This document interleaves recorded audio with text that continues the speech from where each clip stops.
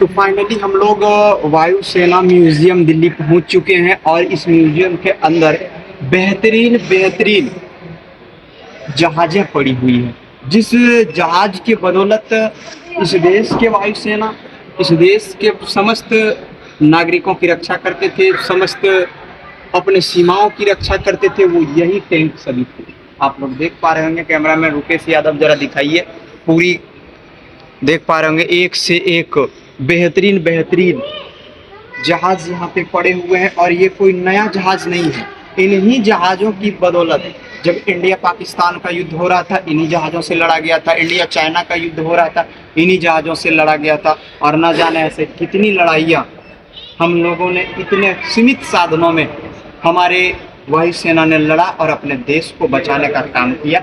जबकि आप देख सकते हैं उतना कुछ खास भी नहीं है, लेकिन फिर भी इतने कम संसाधन में वो लोग अपने देश का रक्षा किया। और इधर कुछ फोटो लगे हैं मेजर साहबों का, देख सकते हैं समर्पण कागज पर ले जन न्याजी हस्ताक्षर करते 1971 की बात ये है।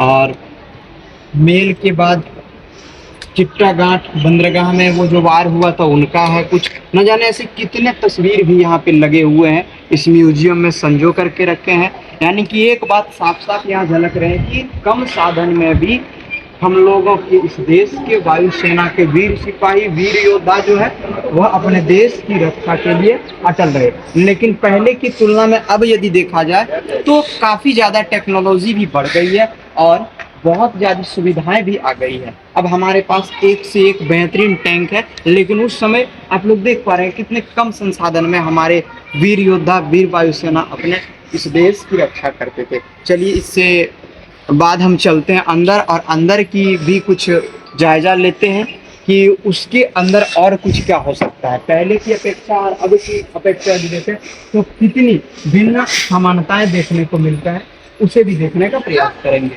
आइए क्या